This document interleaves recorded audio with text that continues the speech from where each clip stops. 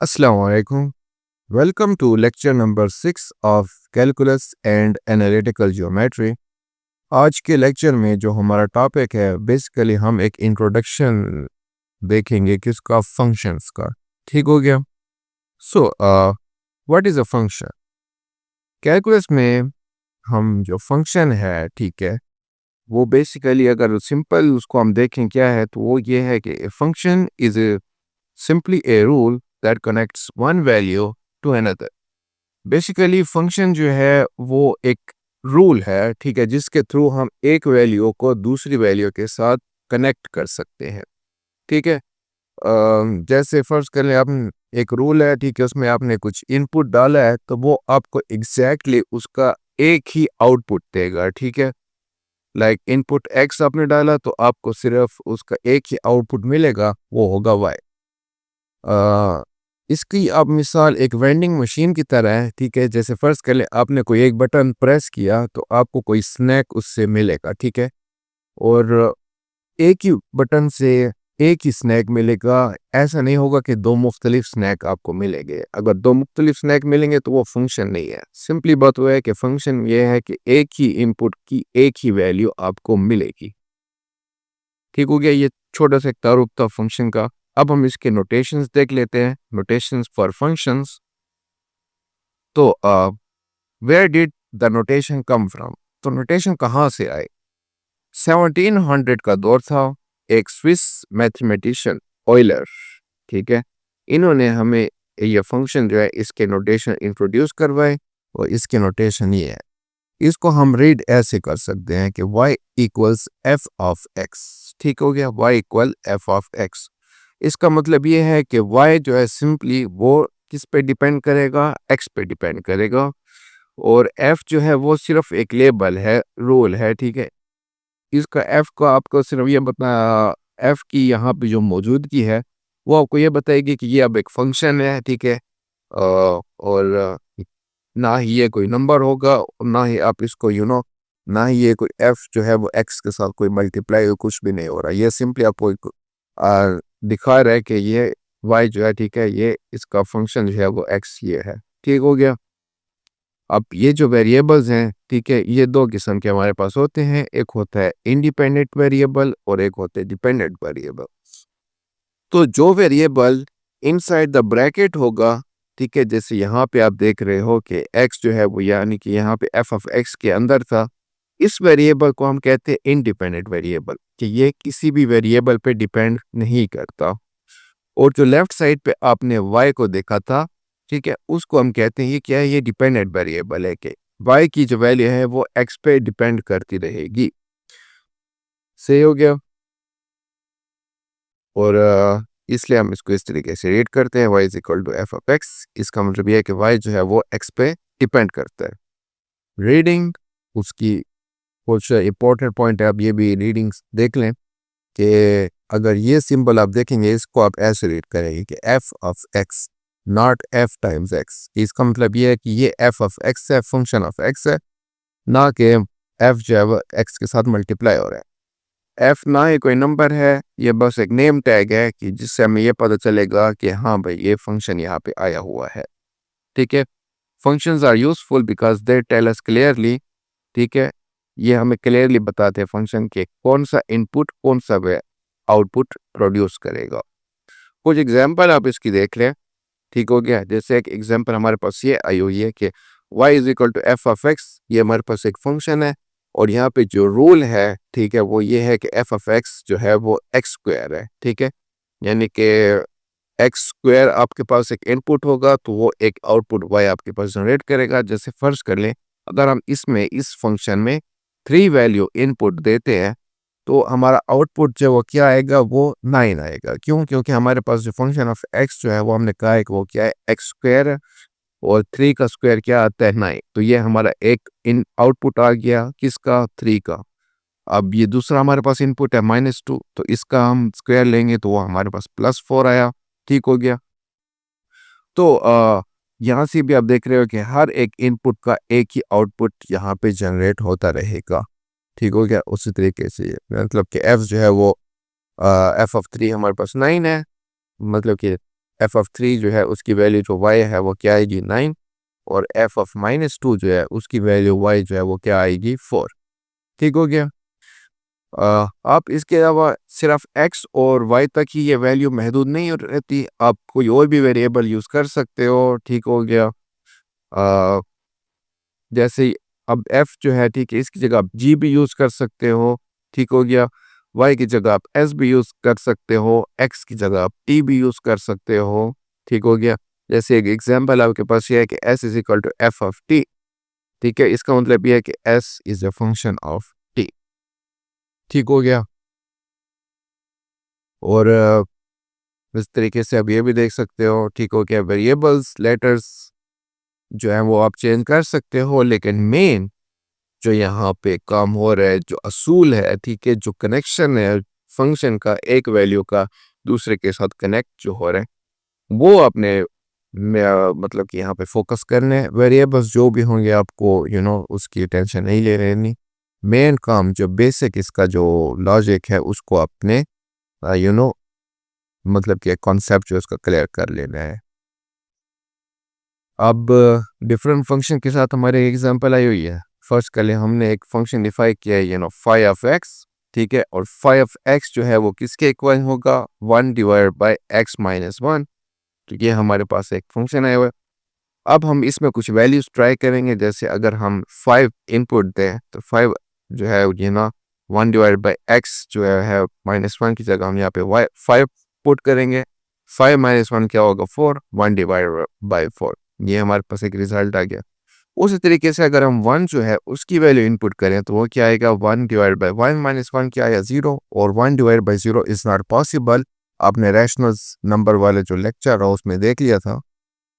सो इससे आपको एक ये आइडिया हो गया होगा कि ये इस तरीके से आप ये भी देख सकते हो कि जो आपका फंक्शन है, ठीक है, उसमें कितने इनपुट जो है वो वैलिड होंगे और कितने इनपुट जो है वो वैलिड नहीं होंगे। इनको हम डोमेन भी कहते हैं, जिसको हम अभी आगे डिस्कस करेंगे। और आप जो है वो एक्स वैल्यू है, ठीक है, इसको दूसरे सिंबल के साथ जैसे मैंने पहले कहा रिप्लेस कर सकते हो।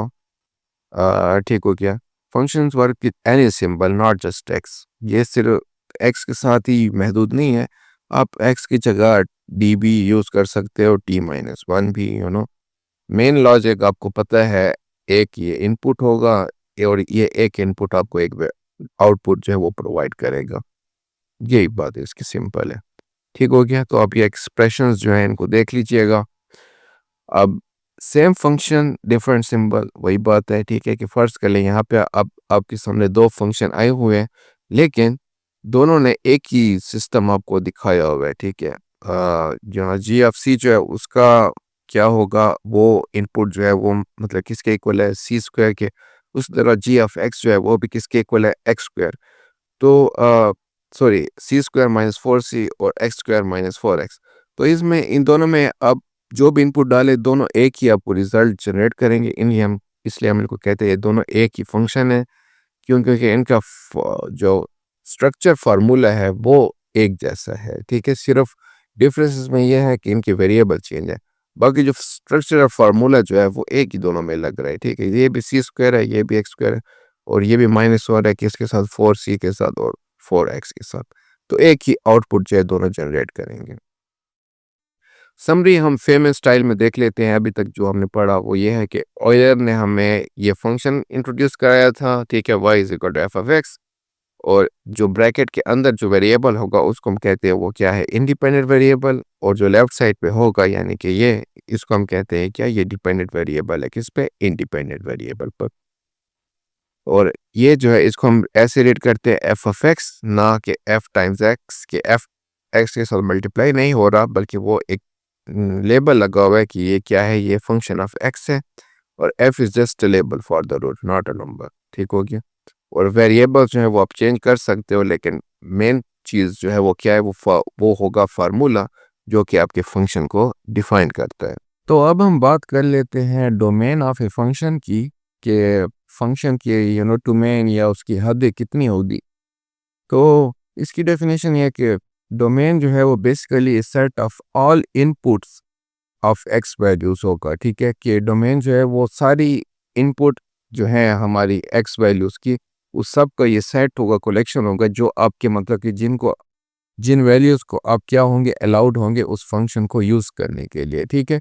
एक फंक्शन है, उसके लिए कितनी वैल्यूज़ आपको अलाउड हैं, ये हमें कहाँ से पता चलता है? डोमेन से पता चलता है, ठीक है। डोमेन हमें बेसिकली सेट प्रोवाइड कर देता है कि इस फंक्शन में कितने वैल्यूज़, कौन-कौन सी वैल्यूज़ अलाउड हैं और कौन से अलाउड नहीं है।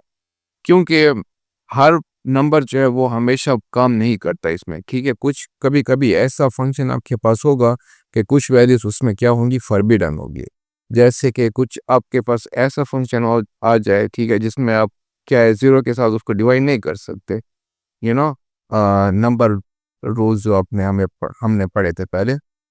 तो टेकिंग उसके roots of negative number in real numbers, तो कुछ ऐसे सिनेरियोज़ आ सकते हैं, कुछ ऐसे हमारे फंक्शन में कुछ ऐसे केसेस आ सकते हैं, तो इसलिए हम कुछ ऐसे नंबर्स को क्या करेंगे, अवॉइड करेंगे। तो वो हम कैसे पता चल सकता है हमें, वो डोमेन के थ्रू पता चल सकता है, ठीक है। Sometimes the real life meaning also restricts the values, ठीक है। कभी कभी कुछ रियल लाइफ मीनिंग भी हमें मतलब कि कुछ वैल्यूज होंगे, ठीक है, हम उनको भी रिस्ट्रिक्ट कर लेते हैं, ठीक है। कुछ ऐसा हमारे पास ऐसा फंक्शन आते हैं। तो बेसिकली आप डोमेन को ऐसे समझिए कि ये एक मेन्यू है, ठीक है, वैलिड बटन्स का, ठीक है। जैसे वेंडिंग मशीन में आपके पास जितने नंबर ऑफ बटन्स होंगे, ठीक है, उनको आप यूज़ कर सकते हैं, तभी आपकी वेंडिंग मशीन काम करेगी। उसी तरीके से आपके जो डोमेन है वो आपको ये बताएगा कि आपका जो फंक्शन है उसमें कितने नंबर्स जो हैं वो आपके लिए वैलिड होंगे उस फंक्शन के लिए। एग्जाम्पल आपके सामने दी हुई है कार्डबोर्ड की। फर्ज करें अगर हम हमारे पास एक स्क्वायर, ठीक है, मतलब कार्डबोर्ड है, ठीक है, स्क्वायर साइज का 10 सेंटीमीटर एक्स 10 सेंटीमीटर, और हम इसके स्मॉल स्क्वायर्स लें, ठीक है। अब जिसकी जो लेंथ होती है हम कह देते हैं एक्स सेंटीमीटर, हम उसकी लेंथ जो है उसके स्मॉल स्क्वायर लेते हैं फ्रॉम ईस्ट कॉर्नर से, ठीक है। उसके जितने भी चार कॉर्नर हैं, ठीक है, तो हम उसका जो है फर्ज कर लें कुछ एक स्मॉल स्क्वायर ले लेंगे उस कॉर्नर से। तो हमारी इक्वेशन जो है वो ऐसे कुछ बनेगी, ठीक है। उसका एरिया जो होगा वो हमारा ऐसे बनेगा कि 100 सेंटीमीटर, टोटल एरिया हमारे पास 100 सेंटीमीटर होगा, और उसमें माइनस 4 कॉर्नर है और 4x स्क्वायर, ठीक है। मतलब कि हमारा उसका एक्स मतलब कि वो हमारी वो है, उसकी वैल्यूज़ होंगी जो कॉर्नर वाली जो मिली है, ठीक है। एक्स स्क्वायर वही जैसे हमारे यहाँ पे स्क्वायर आ रहा है वैसे यहाँ पे स्क्वायर आएगा। अब एक्स जो क्या है वो नेगेटिव वैल्यू नहीं हो सकता, क्योंकि लेंथ जो है वो कभी भी नेगेटिव नहीं होती, और एक्स जो है वो 5 से भी लार्जर नहीं होगा, क्योंकि 5 सेंटीमीटर मिड होगा इनका, तो उससे ज़्यादा अगर वैल्यू है तो हमारी क्या हो जाएगी, वो कॉर्नर से वो आपस में ओवरलैप हो जाएंगे। सो इसलिए यहाँ पे हम कह सकते हैं कि हमारी जो एक्स वैल्यू होगी, ठीक है, जो हम कॉर्नर की लेंगे वो 0 और 5 के दरमियान में होगी, या उनके इक्वल होनी चाहिए।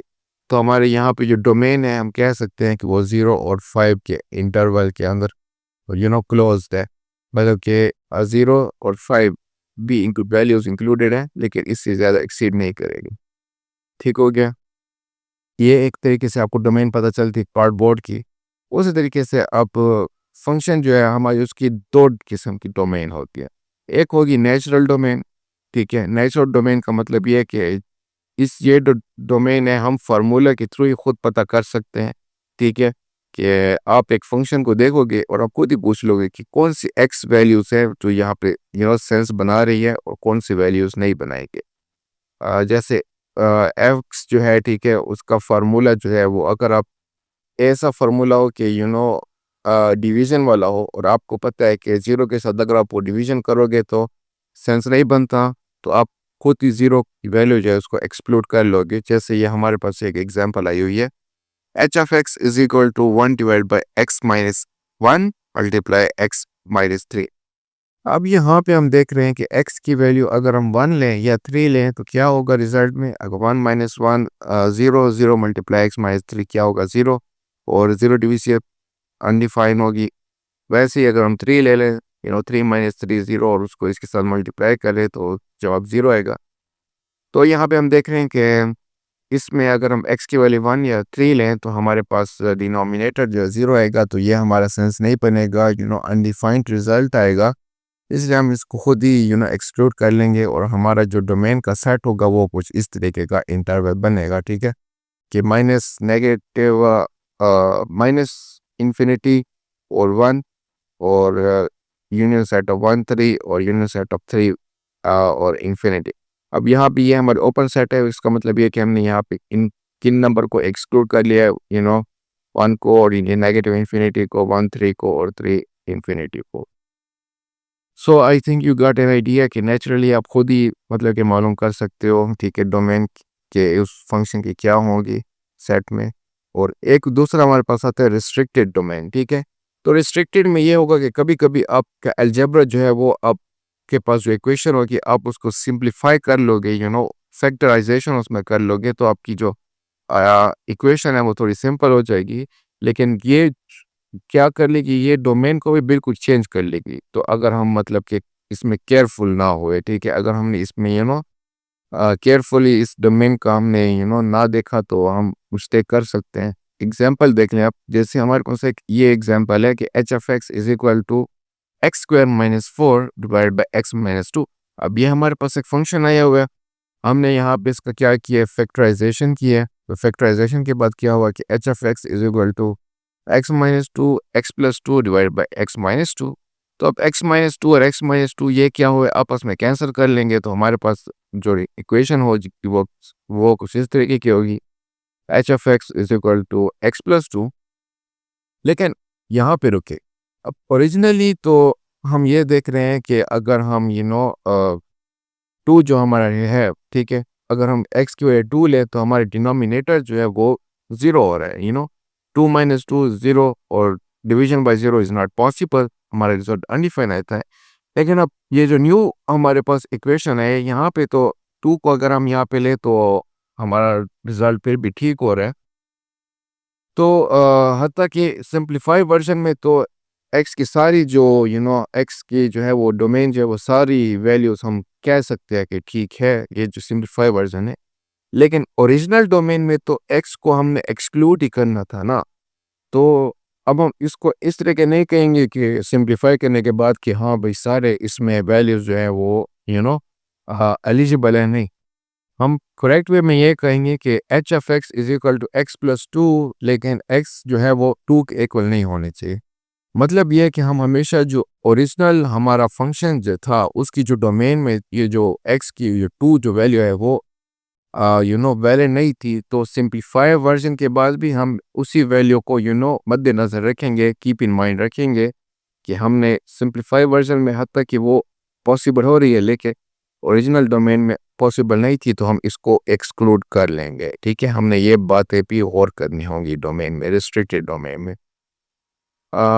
अब डोमेन की थोड़ी समरी आप देख ले फेमस स्टाइल में। डोमेन बेसिकली क्या है, वो सारे इनपुट जो है एक्स के, वो सारे वैलिड इनपुट जो है उनको हम कहते हैं डोमेन। फिजिकल मीनिंग और फार्मूला रूल्स डिसाइडेड, ठीक है, फार्मूला रूल्स को ही देख के हम बताएंगे कि डोमेन जो है वो कितनी होगी, कितने सेट ऑफ एक्स जो है वो उस इक्वेशन के लिए पॉसिबल होंगे। दो किस्म की डोमेन होती है, नेचुरल डोमेन आपको खुद ही पता चल जाएगा कि इस फार्मूले में कौन से नंबर्स एलिजिबल होंगे। और रेस्ट्रिक्टेड डोमेन तभी होती है जब आप एक इक्वेशन को फ्रैक्शन बना लें, ठीक है, सिंप्लीफाई कर लें, लेकिन फिर भी आपने ये याद रखना होगा कि कौन कौन से उसमें वैल्यूज़ जो है आपके वो होंगे, एलिजिबल होंगे या नहीं होंगे, ठीक है। सिंप्लीफाई करने के बाद आपने उसमें जो ओरिजिनल डोमेन की जो वैल्यूज़ थी उसको कीप इन माइंड रखना होगा। और हमेशा आपने ये चेक करना होगा कि always check what inputs are really allowed, ठीक है। डोमेन आप के थ्रू आप ये देख सकते हो कि कौन से इनपुट की वैल्यू जो है वो अलाउड है या नहीं है। ओके जी, तो अब हम बात कर लेते हैं हमारे आज के लेक्चर के लास्ट टॉपिक की, वो है range of a function. So what is the range? तो बेसिकली इसका कॉन्सेप्ट ये है कि जितने भी आपके पास पॉसिबल एक्स वाली वैल्यूज़ होंगे, ठीक है, इन ए फंक्शन, उससे आप कुछ आपको वाई वैल्यूज़ जो मिलेंगी, जितने आपके एक्स वैल्यूज़ होंगे, ठीक है, वो हमारी रेंज होंगे। So basically range is the set of all those y values, ठीक है, जितने भी आपके पास वाई वैल्यूज आपको मिलेंगी आपके एक्स वैल्यूज इनपुट करने के बाद, वो हमारी रेंज होंगी, ठीक है। दूसरे लफ्ज़ों में ये है कि डोमेन जो है वो है कि what you can put in, ठीक है, आप कौन सी वैल्यूज पुट कर सकते हो, और रेंज है कि व्हाट कम्स आउट, और उससे कौन सी वैल्यूज निकलेगी। इसको आप एक जूस की मिसाल, जूस मशीन की मिसाल भी आप दे सकते हो कि फ्रूट्स यू पुट इन, के कौन से फ्रूट्स आप उस मशीन में डाल सकते हो और उनसे कौन से जूसेस निकलेंगे। तो जो फ्रूट्स आप डाल सकते हो, जैसे गन्ने की जो मशीन है उसमें आप खाली गन्ना या शुगर केन, ठीक है, उसको डाल सकते हो, तो उससे कौन सा जूस आपको मिलेगा, वो शुगर केन वाला जो जूस होता है वो मिलेगा। तो इट्स लाइक दैट, ओके। अब टेक्निक्स देख लेते हैं कि रेंज को फाइंड करने की कौन सी टेक्निक है। एक टेक्निक तो ये है कि बाय इंस्पेक्शन, कि आप डायरेक्टली उस फंक्शन को अंदर देखोगे तो आपको पता चल जाएगा कि इससे कितने पॉसिबल रेंज की वैल्यूज पॉसिबिलिटीज हैं। जैसे एक एग्जांपल आपके पास ये आई हुई है कि f of x is equal to x square. जो हमारा एफ ऑफ एक्स है, ठीक है, फंक्शन ऑफ एक्स, वो हमारा ये है कि एक्स स्क्वायर है, तो उसकी जो वाई वैल्यूज निकलेंगी वो भी सारे उस एक्स वैल्यूज के स्क्वायर वाली निकलेंगी।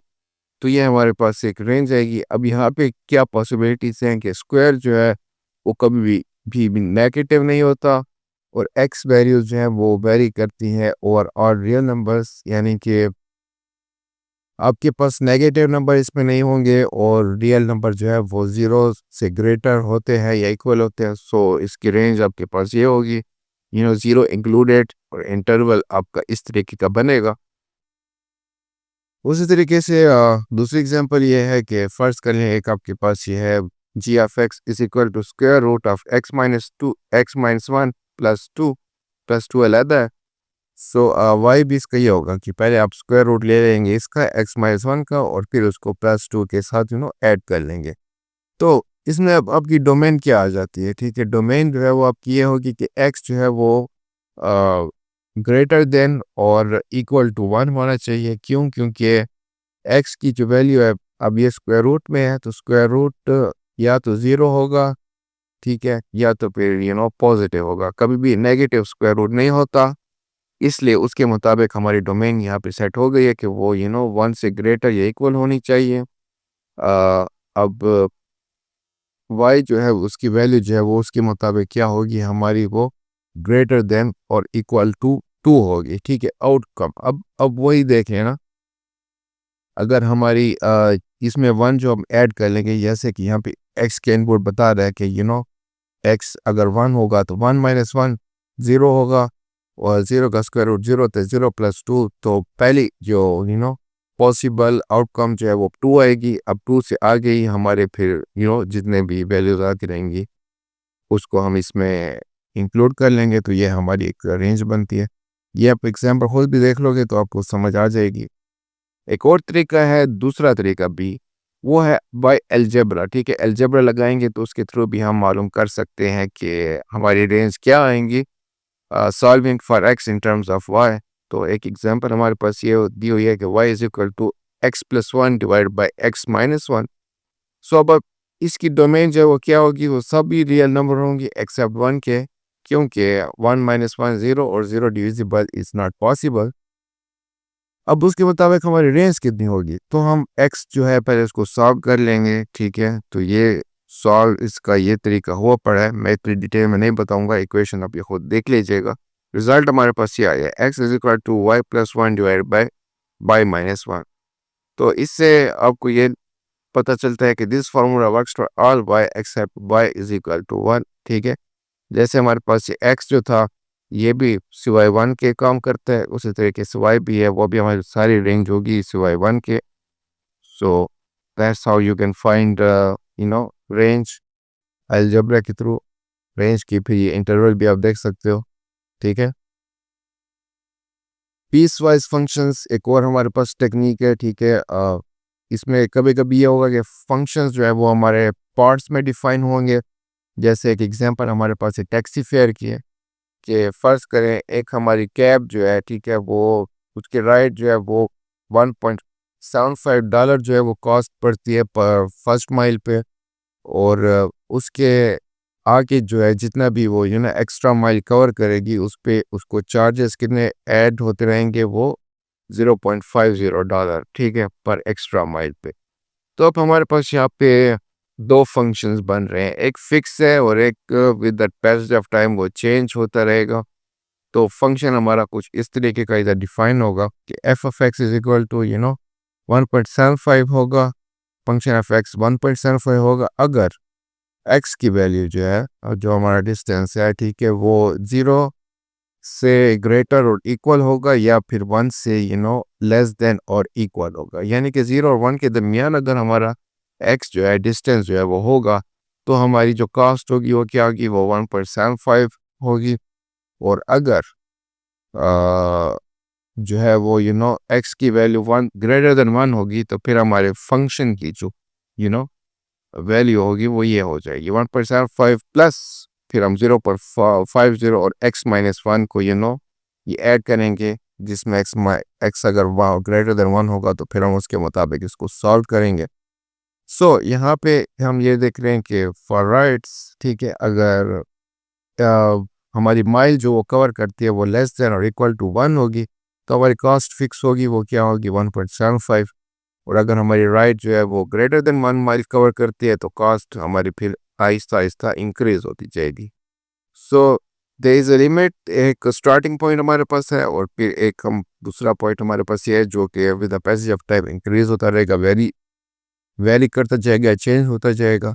तो हमारी रेंज जो है उसके मुताबिक ये होगी कि 1.75 और इंटरवल जो है हमारा इस तरह का बनेगा। आप ये खुद भी देख लीजिएगा और इसको अपने आप को कन्विंस करने की कोशिश कीजिएगा।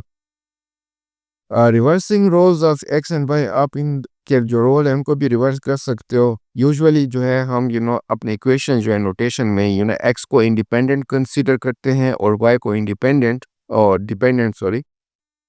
लेकिन कभी कभी ये इजी, इनका रोल जो है वो फ्लिप करना इजी भी होता है, ठीक है, कि we can write this as, अगर एक एग्जांपल आपके पास दिया है 3x + 2y = 6, तो हम इसको इस तरीके से लिख सकते हैं कि y की वैल्यू ये है या फिर x की वैल्यू ये है। दोनों वैलिड होंगे, it depends on which variable you want to treat as independent, ठीक है, कि कौन सी वैल्यू को आप इंडिपेंडेंट ट्रीट करना चाहते हो और किस को नहीं, ये आप पे मुनहसर होगा। कभी कभी आपको ऐसी भी सिचुएशन मिलेगी।